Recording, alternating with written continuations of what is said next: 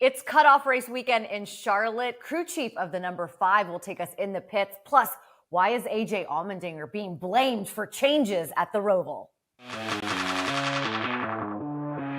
NASCAR Daily with Shannon Spake. Oh my goodness, we made it to Wednesday. Happy hump day, everyone. It is October 9th. This is NASCAR Daily. I'm Shannon Spake. We've got a big show for you today. We've got Cliff Daniels, the man, the myth, the legend. We're going to maybe get a motivational speech from Cliff because we know that he is the best at doing that. Also talk to him about some of the changes being made at the Roval this upcoming weekend as we go into pits every single Wednesday. Plus, we'll hear from AJ Allmendinger, Claire B. Lang. She had a great question to AJ Allmendinger, and the dinger's always good for a great answer as well. So wait till you see what he had to say about the changes to the oval and why he might be responsible for those changes. But first, we've got a big playoff weekend here at the Roval, Xfinity and Cup Series in action. Let's just get you caught up on the standings as we get set to go, or I guess right down the street, right? Go right down the street for most of us. The Xfinity Series playoff, we've got one to go, so this is a cutoff race for them. AJ Allmendinger, who I just mentioned, a 4-time winner at the Roval. I mean, he's completely dominated. 4 starts, 4 wins. He's currently on that cut line with Justin Allgaier, who, just remember, he was on top of the standings just a few weeks ago. So certainly an interesting situation. Shane Van Gisbergen also below the cut. Sammy Smith and Chandler Smith, not related, Smith brothers. Oh, we have Marty Smith on the show later this week as well. So it's a big old Smith party. They are locked in. I digress. I apologize. Let's take a look at the Cup Series leaderboard. We've got William Byron, who is in on points, and right around that cut line, Chase Elliott and Joey Logano. Chase Elliott is a 2-time winner at the Roval, so could certainly get it done this weekend. But we have already talked about how the playoff standings really got moved around after the big one. 28 cars collected in that big one at Talladega. So the Roval up next. And I know some guys not feeling very comfortable heading into the race this weekend. We've got some changes at Legacy Motor Club. Let's get you caught up on that. So Dave Ellens is leaving the 43. Ben Bayshore, Eric Jones is moving to that spot. The newly appointed technical director, Brian Camp, will then move to the 42 of John Hunter Nemechek. So here's the statement regarding the realignment over there at Legacy Motor Club. So Dave Ellens has parted ways, and the organization would like to thank Dave for his stewardship of the number 43 for the past 3 seasons. And I just mentioned the changes that we'll see this upcoming weekend at the Roval. So a little bit of movement on top of that pit box for Legacy Motor Club. There's going to be movement on pit road as well this weekend at the Roval in the pits, courtesy of our friends at Racing Insights. Here you go. So the pit stalls are 18 feet wide, 27 feet, 6 inches long. That is tied for the second shortest. First 3 stalls on pit road are not used for the Roval, according to our Insight guys. Pit road speed is 40. It's usually 45 for the oval race. And just an FYI, because we know strategy is the number one thing we talk about all the time.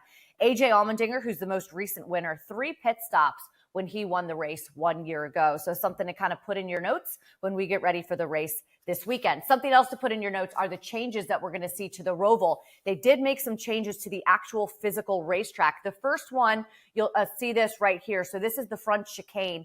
They made it tighter. You can see where it's highlighted right there. And so that'll be a tight turn as we get into the restart zone. And then this is back on turn 5 and 6. So instead of going kind of up the hill, it's going to be a little bit longer, sweeping straightaway, fast speeds, and then they're going to make this tight left-hand turn right there, back onto the oval portion of the Roval. Exciting stuff. Why did they make this change, however? I don't know. Maybe, just maybe, AJ Allmendinger has something to do with it. This is what Claire B. Lang, our good friend Claire B. Lang, who's awesome, by the way, hardest worker in NASCAR. This is what she had to ask AJ Allmendinger about those changes.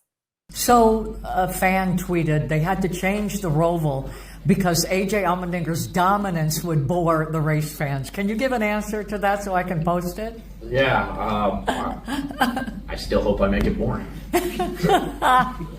Is that true, do you think? No, I don't think that's true, but it gives me confidence, so I'm going to say, yeah, it's all because of me.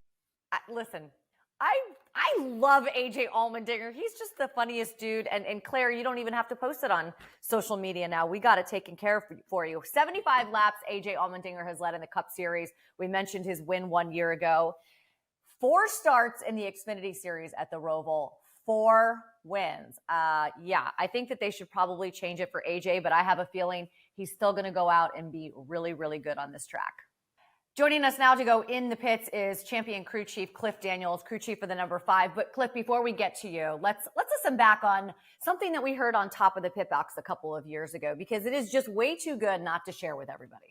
We went from the back to the front more times than I can count. We hit the wall, we spun out, we literally caught on fire. We are also the most penalized team on pit road in the first half. All that means is that in the second half, already we're going to be starting way better than what we started the first half. We've got to go execute right now. Starts with this pit stop, then it's going to be the restart, then it's going to be whatever comes our way after that. So I don't really know what the hell you're worried about, but I'm fine. The team's fine. Everybody down here is nodding their heads and giving a thumbs up, so let's go. So Jamie McMurray and I were sitting in the studio when we heard that come over the broadcast, and we were like, put us in. Like, Jamie wanted to get in the car right away and drive. I'm sure you've heard that a million times, right? What do you think when you hear that? Yeah, I mean, that clip definitely brings back the memories from that race. And, you know, the Coke 600 is just such a long race that you never know what you're going to encounter. You never know what you're going to have to work through those days. And we had an absolutely miserable first half of the race. And I don't blame Kyle for being completely dejected and all those things. And, yeah, at some point, we just kind of had to say, hey, reset, stop, let's acknowledge where we are. Today hasn't been our day so far, but we were only halfway through at that point. So let's try to turn it around and keep digging. Definitely don't want to have too many of those days, but when you have them and you can, you know, kind of re-energize yourself and get going again, it's nice to have a team and a driver where we're all, you know, pulling together and willing to do that. What has been your biggest surprise from the round of 12? Biggest surprise in the round of 12. You know, we knew coming into the playoffs as a whole that the first round especially was going to be a big challenge, and it was for us, you know, right off the bat. I don't know that there's one big surprise that stands out so far in the round of 12, knowing that, you know, Kansas, I think people sometimes undersell the Kansas fall race, that it does create a lot of drama sometimes. I remember a couple of years ago, there's some big wrecks, took out playoff contenders. So, you know, while Kansas may at the surface appear to be a calm, you know, kind of standard intermediate type race, it always presents some sort of excitement. And of course it did for us with the flat tire that, you know, just a fluke thing, ran over a piece of debris. You know, and then the race kind of shook itself up a little bit by the end of the race. Talladega's always a wild card. We know that. I think it was probably more of a surprise that some of the Penske cars didn't finish well, and we did. I would say most people probably didn't have that on their bingo card, just because, you know, if you look at the rundown of finishes from those races, it would be almost inverted from how we were to some of those guys. And, you know, going into the Roval with the track configuration change, that's a little bit of an unknown for everyone. There's still a lot of it that's the same, but then of course you have this new, you know, configuration piece that's different. So at the end of the day, it's all the teams, you know, in the situations that we're in, trying to just maximize your day. And you never know if you're going to have the flat tire, get in the wreck, have whatever, you know, may happen to create some adversity. And you just got to maximize whatever situation you're in. So yeah, going into this weekend, we'll see. I'm sure it's going to be exciting. I'm sure somebody's going to have, you know, their shake of bad luck, and you may have some others that run well. And, you know, at this point, even with where we are to the cut line, I certainly don't feel safe. Glad to have the buffer that we have, but we'll see how it goes. Yeah, I was going to ask you that, right? How safe you feel, 52 to the good. But when you look at like your playoffs, it's been, I mean, it's like a heart rate. I'm sure their heart rate has gone up. That's our entire season. Right? You have the Bristol, that's been your season. Yeah. So, I mean, keeping everybody on the same page, going through that process and going into the Roval this week in a place that, you know, you won before, you won your championship year. What's your message to the guys? Message to the guys really throughout the whole playoffs has just been to take them 1 week at a time. I think every week presents such a different set of circumstances, and of course how the races play out. You know, when you think about Bristol, that was ultimately a 3 pit stop race for us. All 3 stops matter that much more, just because you don't have, you know, Bristol of old, you'd have 7 or 8 pit stops and you could kind of, you know, come and go and overcome things. and I'm just bringing up different examples of how all these races play out so different. So that being said, going into this weekend, we're going to study up on how the Roval races have played out. They've always been a little bit treacherous for us for whatever reason.